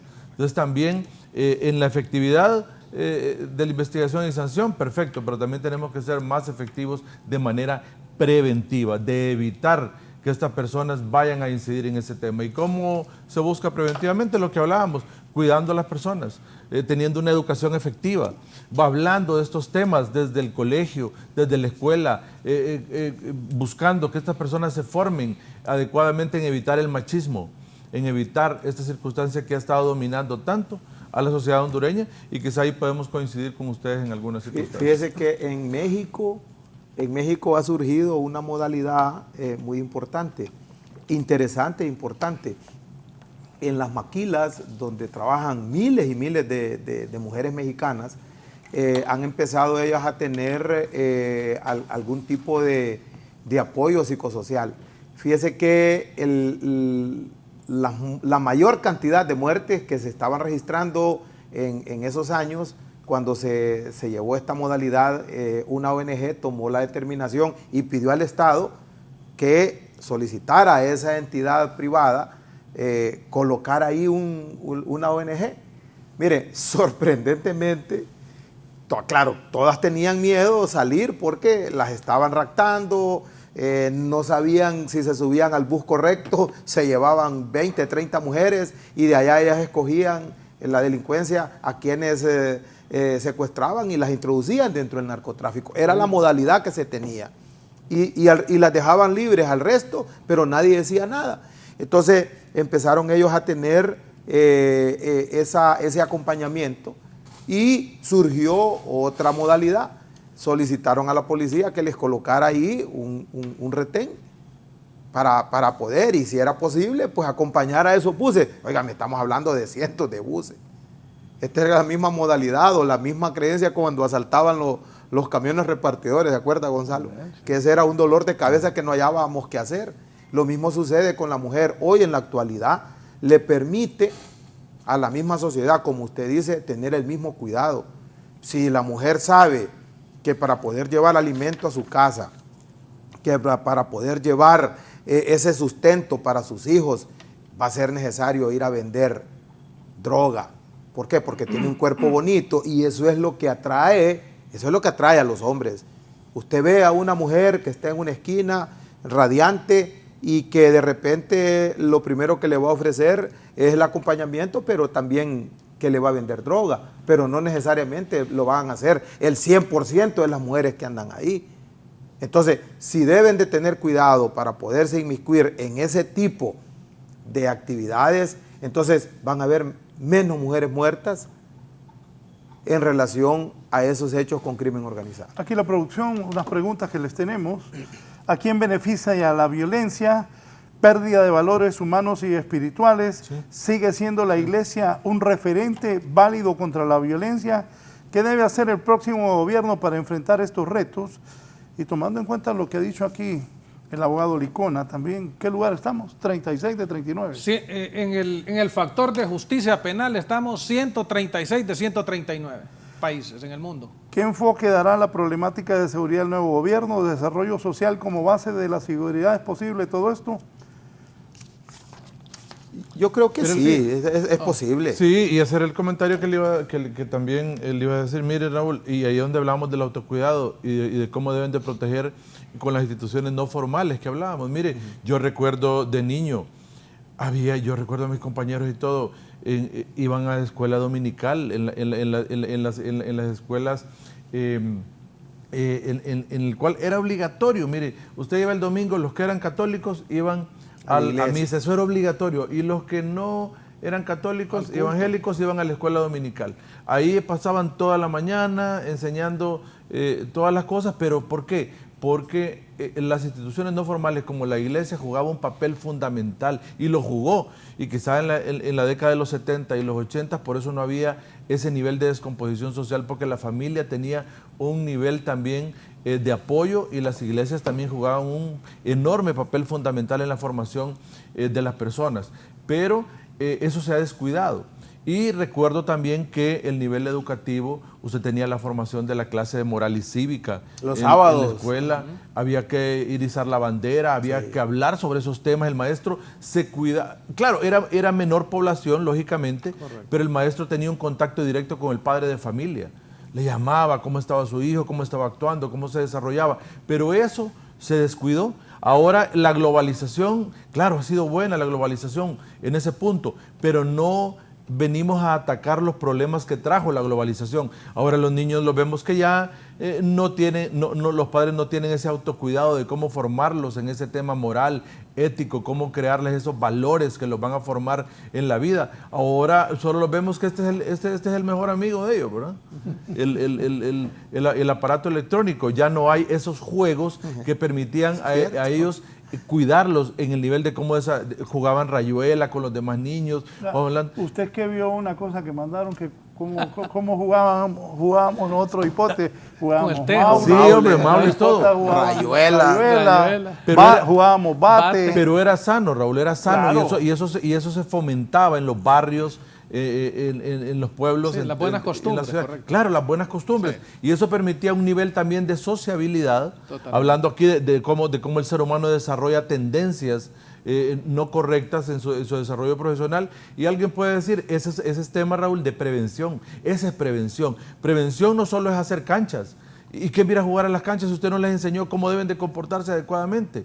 Prevención es cuidar las instituciones formales y no formales que permiten educar al pequeño de hoy para que no se convierta en el delincuente del mañana. La personalidad del ser humano se forma hasta los 7 años. Si usted no hizo nada ahí, ya no va a hacer nada. Ya no hay vuelta atrás. Ya no hay vuelta atrás. Entonces, y quizá sea un punto focal y fundamental también para este nuevo gobierno, que en los próximos 4 años se invierta fuertemente en prevención, en que ese control social que se debe desarrollar en el núcleo de nuestra sociedad pueda generar esos valores en formar a las nuevas generaciones del futuro para evitar esas potenciales delincuentes que pueden surgir en nuestro medio y sobre todo en estas zonas metropolitanas de Tegucigalpa y San Pedro Sula, que solo el Valle de Sula y Tegucigalpa generan la mitad de la carga procesal penal a nivel nacional. Sí, eso lo voy a leer un poco a la gente.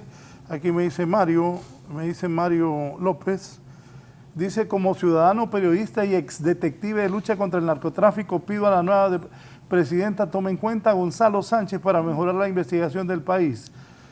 Gracias, Mario. Saludos igual. Buen día, Raúl.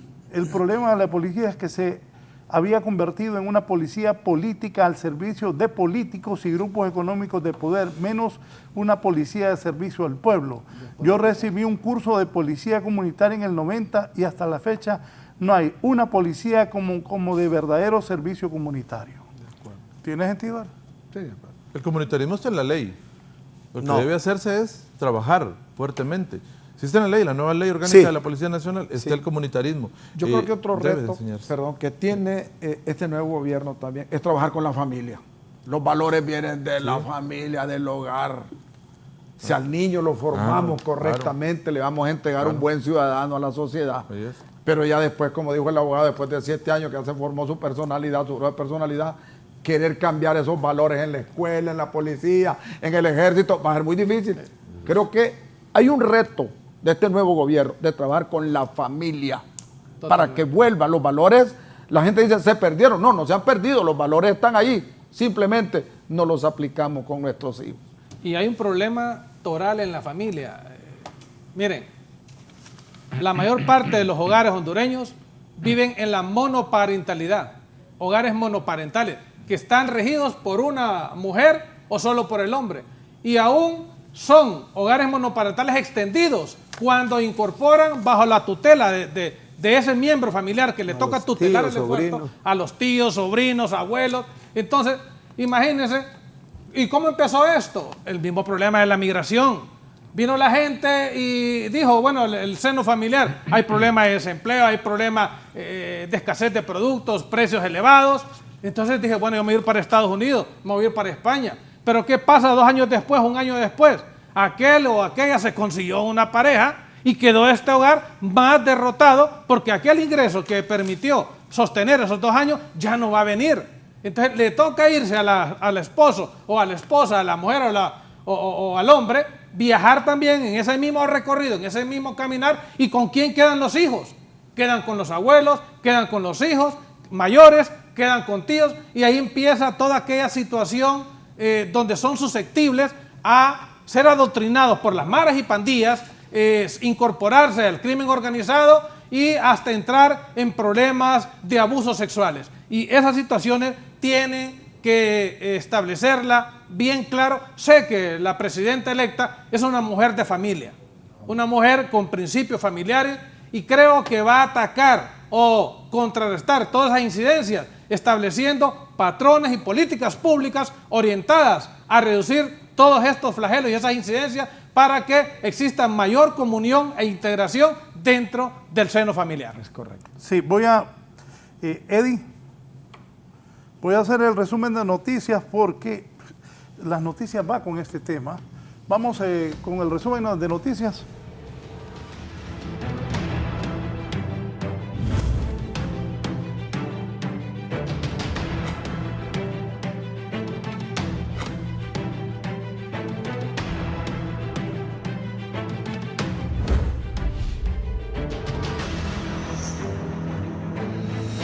Bien, para comentar con ellos estas dos noticias, masacres suscitadas en este 2021 han quedado en su mayoría en la impunidad, afirman desde organismos de derechos humanos. Víctor. Muchas gracias a usted y a los televidentes de la entrevista, también a sus invitados. Sobre este mismo tema hemos dialogado con Hugo Maldonado, presidente del CODE, y ha dado cifras similares a las que usted ha tocado en estos momentos junto a sus invitados en el set. Entre ayer y antier tuvimos casi cerca de 35, más de 35 muertes violentas. Este repunte como que nos sacude a todos y ¿qué está pasando en el país? Vamos a terminar un año con 40 muertes violentas por cada 100.000 habitantes. Vamos a terminar el año con cerca de 350 mujeres asesinadas brutalmente, más de 160 menores de edad que han sido asesinados durante el año. Vamos a terminar el año con 4.000 hondureños menos en este país y vamos a terminarlo con 40 muertes violentas por 100.000 habitantes. ¿Qué significa eso? Que del año pasado a la fecha se nos aumentó. El año pasado aumentó cuando tuvimos un mes encerrados a nivel del país. Entonces, realmente, el año pasado cerramos con 38.5 las muertes violentas a nivel del país. Hoy estamos cerrando con 40 muertes violentas. Realmente es una situación que debe de encararse con responsabilidad desde la entidad policial. Sin duda alguna, ha dicho el representante de los derechos humanos que el tema de seguridad será uno de los retos fuertes también que enfrentará este nuevo gobierno. Licenciado, yo regreso con usted al set principal de la entrevista. Bien, voy a ir por partes. ¿Qué piensan de esto que acaba de decir Víctor? No, de lo que estamos hablando, Raúl, posiblemente este asunto pueda ser limpieza de organizaciones criminales, en el cual siempre se trabaja, siempre se opera de esa manera, ¿verdad? Cuando alguien irrumpe las reglas de la organización, pues efectivamente eso sucede. Y por eso vemos estas masacres en momentos generalizados en partes del año, pero veces más activos y meses menos activos donde se dan estas cuestiones, ¿verdad? Porque hay alguien que siempre incumple las reglas de la organización y generalmente eso pasa. Sí, en diciembre precisamente también como que hay una tendencia a elevar los niveles de criminalidad, pero como bien decía el abogado acá, muchas veces estas masacres se deben a pleitos entre distintas organizaciones o una limpieza profiláctica que hacen ellos internamente, ¿verdad? Entonces por eso es que se producen estas masacres. Y es cierto, quedan la mayoría en la impunidad. ¿Por qué? Casualmente porque estamos hablando de crimen organizado, que ese es el problema, no es un delito común. Si fueran criminales comunes, la policía los captura inmediatamente. Pero penetrar estas organizaciones criminales es sumamente difícil. Recordemos que hay colonias, barrios que la policía no entra. Y eso es grave. Eso es grave que no entre a capturar porque los asesinan, los matan. Y no solo eso es grave. Increíble. Tenemos policías que viven en esas colonias. Que viven en esas colonias. O sea, imagínense qué situación la que tenemos en relación a estos Mire, pero casos. un policía que vive en una de esas colonias y no es pícaro, ni narcotraficante, ni ladrón, ni asaltante, le da miedo que le maten a la familia. Así es. Sí. Correcto. Sí, claro. ¿O no? Claro. Sí. Ahora, ¿qué sucede con ese argumento en el que encontramos una estructura criminal que domina cierto sector? Miren, la realidad es que la estructura va a manejar lo que es el narcomenudeo porque su población ya se volvió adicta. Ahí el joven, el estudiante, el universitario, el empleado, el que sea, ahí él va a consumir su propia droga. Llegan. ¿Y qué pasa cuando ellos cometen un delito que ya es el narcomenudeo en otro sector? Ahí es donde viene el ataque, porque lo que está cubriendo esa persona es territorio. Traspasa esa línea imaginaria y prácticamente la regla es la muerte. Y es ahí donde nosotros encontramos, en muchos casos, como hablábamos en la pauta, que muchos de los jóvenes que han aparecido muertos, o sea, solo el día de ayer 25 de ellos murieron por arma de fuego. Uno con un objeto romo y otro con un machete. 27 personas fallecieron ayer. 25 de esas con arma de fuego. Ninguno de ellos, la nueva modalidad que hay, que las estructuras criminales no deben de tener tatuajes, no deben de andar ya los pantalones que anteriormente se les decían. Eso es lo que tenemos. Bien, aquí Neri, un minuto. Neri es testigo. Debe haber voluntad política del Estado de enfrentar la criminalidad. ¿Se acuerda usted quién dirigía los operativos cuando los madrugones? Don Oscar Álvarez. Y no se trata de levantar perfiles. Pero él andaba en los operativos con un chaleco antibalas. Haya sido por publicidad, lo que haya sido. Pero los madrugones, ¿usted los recuerda? Sí. ¿Y quién más llegaba a la DGIC también? El presidente don Ricardo Maduro. Él llegaba y andaba en los madrugones. Pintando ¿Se las acuerda que paredes? andaba ahí cuando Oscar Álvarez? Entonces había voluntad política. Entonces, como lo hicieron ellos, lo puede hacer este gobierno también, voluntad política.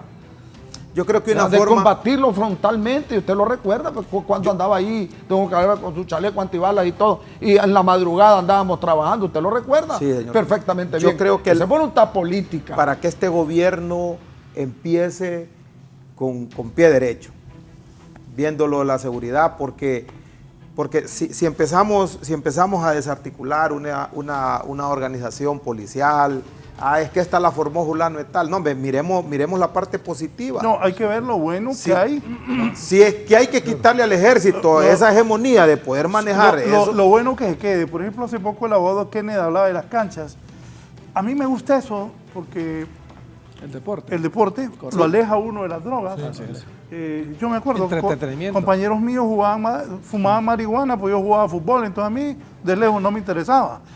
Y eso también le ayuda a las canchas que han hecho el gobierno Juan Orlando. Yo continuaría eso. Yo en la CONAPID hice muchas canchas acá en Tegucigalpa y Comayagüela, y eso le sirve a la gente para que también los niños vayan chiquitos. Pero tiene que incentivarle a los niños el deporte desde pequeños y que no vayan a tender el deporte hacia las malas. Exactamente. Exactamente. Mire, en otros países hay facilitadores comunitarios, que esa gente permite ir a tocar las puertas de las familias, está todas las semanas atendiéndolos, está platicando con ellos, está viendo cómo está todo, está cuidando a las familias. Sí. Entonces, eso es lo que no ha habido en Honduras y se descuidó a la comunidad. Yo creo que no es solamente eso. Solo déjenme esto para que comenten también. Ante el alarmante número de niñas violadas y que se convierten en madres, entregarán ley especial para protegerlas. Giovanni. Gracias. Buen día. Nisa Medina, socióloga y también defensora de los derechos de las mujeres, propone una ley integral para evitar la violencia en contra de las mujeres porque cada una hora 3 adolescentes dan a luz producto de las violaciones y lo que se da en el país. Efectivamente, los registros que nos hacen los hospitales en el país a finales de año nos están mostrando esa alarmante estadística. Cada hora, 3 menores de edad, 3 niñas se convierten en madres en Honduras. Ya sabíamos, por las investigaciones que hacemos, que la mayor cantidad de denuncias de violaciones son de niñas de 10 a 14 años. Pero al no existir métodos anticonceptivos de emergencia, como la PAE, que pueda prevenir a quienes van y denuncian la violación, a que puedan prevenir un embarazo, lo que encontramos como resultado es este alarmante incremento que significa 300.000 niñas al año que se convierten en madres en Honduras. Y como lo establece el Código Penal, toda relación sexual con alguien menor de 14 años es violación. Así que podemos afirmar que todas las niñas menores de 14 años, e incluso hay casos de niñas menores de 10 años que están dando a luz en Honduras, todos estos casos son por violación. Gracias a Nisa Medina, socióloga y defensora de derechos de las mujeres, dando a conocer sobre esta cifra preocupante de niñas adolescentes que resultan embarazadas y cada hora 3 adolescentes están dando a luz producto de violaciones. Con este informe retorno con ustedes. Muy buena. Sí, ahí estaban refiriendo ahorita a leyes. Bien, pero incrementar las leyes, aumentar las leyes, está probado científicamente que eso no reduce los niveles de criminalidad. Sí. Que van a aumentar las penas, que por el homicidio, cadena perpetua, no andan pensando en eso. O que va a salir embarazada otra menor, las penas por no eso. son disuasivas para bajar los niveles de criminalidad. Raúl es invitado, lo que dice aquí la abogada Sánchez tiene mucha razón. Mire, pensar en un país, como lo decía un penalista, Winfred Hassemer, que existe el homos o económicos, que usted cada vez que va a cometer un delito va a ir al Código Penal, va a ver, quiero ver, voy a matar a este, pero a ver cuánto me cae de 20, no, ya no. Entonces, no actúa el homo económico, no existe. Ese hombre racional que lo piensa todo y actúa de manera no existe. Por eso decía eso este penalista, no existe. Entonces, ¿cómo usted debe trabajar? Con la prevención general y con la prevención especial con el que ya cometió delito para que no lo vuelva a cometer. Y la prevención general es la forma en que usted puede disuadir para que no cometan delito, de todo lo que hemos hablado hoy. Pero las leyes por sí solas no operan, las leyes por sí solas trabajan para el que ya cometió el delito para que tenga una sanción, ¿verdad? Y para que efectivamente pueda ante la sociedad no quedarse impune. Pero el verdadero trabajo y la verdadera efectividad de un Estado enfocado en la seguridad de un país es en la prevención.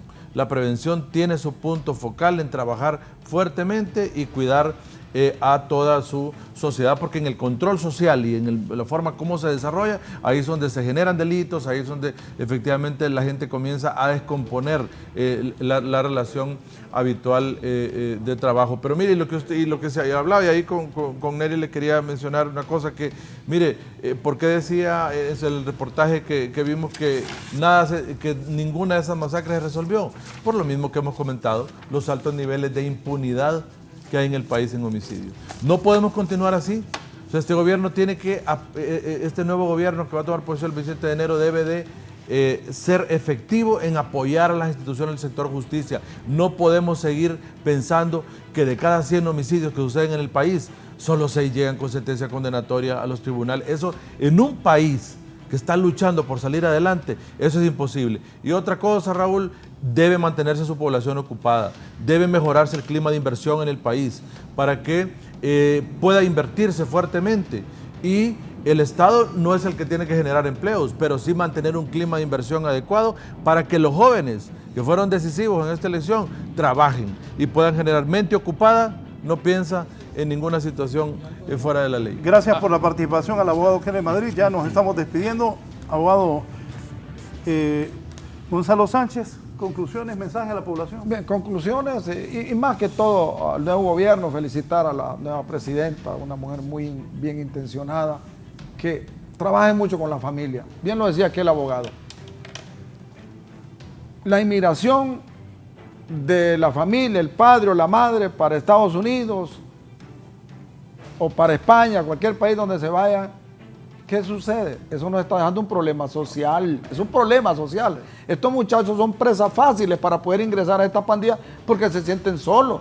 La figura del padre y la madre es importantísimo. De hogares integrados es muy difícil que se conviertan en pandilleros, etcétera, etcétera. Entonces, creo que debe trabajarse fundamentalmente también en el seno de la familia. Gracias por haber estado aquí esta mañana. Abogado Germán Licona. Sí, aparte de las felicitaciones, darle a la presidenta electa, sabemos que es una mujer valiente y esforzada, y a Dios, al Dios de Israel le plació que usted fuera presidenta. Actúe con responsabilidad, con compromiso, poniendo o nombrando las personas idóneas y correctas en cada uno de los cargos, y que la despolitización de las instituciones que atacan la criminalidad ya desaparezca y se establezcan los mecanismos y las políticas públicas para proteger a todas aquellas personas que han sido presas de la criminalidad organizada, y que el espíritu siempre sea un espíritu de alegría y de convicción para que este pueblo se regocije en los cambios y la transformación que tanto anhelan. Sí, gracias por su participación. Voy a cerrar con don Neri Ordóñez. Bueno, yo creo, Raúl, compañero Gonzalo, y el abogado Kenneth, y mi estimadísimo amigo y compañero y colega, que aquí en nuestro país lo que va a predominar, así como lo hizo Costa Rica, que le apuntó a la juventud en los años 50, 48, 49, y que hoy en la actualidad prácticamente es el bastión que tienen la educación. Si no apuntamos a la educación, a nuestra niñez, prácticamente podemos tener 10, 20 policías más, fiscales, inundar de fiscalías, de fiscales todas esas oficinas, y no vamos a poder bajar los índices de impunidad y de criminalidad. Tenemos que apuntar hacia la familia, tenemos que apuntar hacia esa niñez desprotegida para que podamos tener un 2022 con mucho ánimo y con mucho esfuerzo. Muchísimas gracias. Gracias a ustedes. Una toma, ahí estamos todos. Gracias. Voy a cerrar contándoles esto del Congreso Nacional, que Luis Redondo habría llegado a un acuerdo. Este informe lo tengo de parte de la gente del Partido Salvador de Honduras. Luis Redondo habría llegado a un acuerdo con las autoridades de Libre. Esta mañana Mario Segura, cuando estaba con Fernando Arteaga, dijo que el Partido Liberal va a respetar la decisión de Libre, tal y como lo anunció el presidente del Central Ejecutivo y ex candidato a la presidencia, Gianni Benjamín Rosenthal. Si me pones lo que te pedí, por favor, Eddie. Ahí está, le voy a explicar cómo está la política. Xiomara Castro, la presidenta, Narrala, designado de Libre, es uno de los 3 designados. Voy a aclarar, no hay primer designado, ni segundo designado, ni tercer designado. Los 3 designados tienen la misma función. El coordinador de Libre, Manuel Zelaya, el comandante vaquero, y Luis Redondo. Luis Redondo es un ingeniero en tecnología, ha sido ya diputado por el departamento de Cortés. Se le conocía como un hombre que iba a apoyar siempre a la elección con un bombo, y eso lo hizo entrar hace años en amistad con el ingeniero Salvador Narrala. El informe que tengo, que es de la mejor fuente posible, ya Redondo ha hablado con las personas de Libre, con las autoridades del nuevo gobierno, y él es el ungido para ser, por el Partido Salvador de Honduras, el presidente del Congreso Nacional de la República. Con esto sé que se está cumpliendo lo que prometió tanto doña Xiomara Castro como el coordinador de Libre. Firmaron un documento con Narrala que iban a poner un diputado del Partido Salvador de Honduras como presidente del Congreso. De repente, algunos del Partido Salvador de Honduras, pues les tomó por sorpresa esto, no se dieron cuenta, pero ya está hecho. Luis Redondo, sí, es el ungido. Ayer platicó con Salvador Narrala, altas horas de la noche. Teníamos un reportero ahí y vio que llegaban a platicar. Y tan Narrala, pues ya se le cumplió. Ahí tiene a uno de su partido como presidente del Congreso. Esto, en la política todo es posible, y un día en política es bastante, pero ayer ya Luis Redondo está confirmado por las autoridades de Libre y del nuevo gobierno como su candidato a la presidencia del Congreso Nacional. Buenos días, una toma aquí a todos, por favor. Gracias a mis invitados por traer sus conocimientos, recomendaciones y mensajes a la población sobre esto de la violencia, y también pidiéndole al nuevo gobierno, sugiriéndole algunas cosas que creo que ellos 4, que son muy conocedores y personas buenas de la sociedad, quieren lo mejor, como queremos todos para el nuevo gobierno, porque que el gobierno triunfe, triunfamos todos y avanzamos todos. Buenos días.